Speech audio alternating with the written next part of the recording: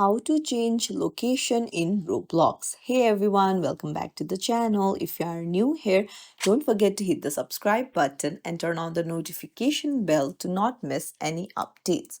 So let's dive right in. Open up your Roblox app, and then unfortunately you cannot directly change the account location, but here is a workaround. You'll need to go to the more icon on the bottom right and then scroll down and head over to health and safety and go to violations and appeals, and something like this will open up. Go to support.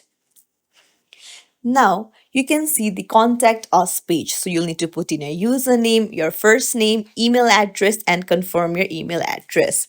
Now you can see what device are you having the problem on. So just select the device type and then type of help category. Just tap on it and then scroll down, and you'll need to search for how to. So tap on how to and then help subcategory type, tap on it and then tap on how to change my location. Now, please describe your issue. Tell why you want to change the location. Have you sifted? And tell which location do you want to change to. And hit continue. And Roblox will view your appeal and get back to you within 24 or 48 hours. And that's it.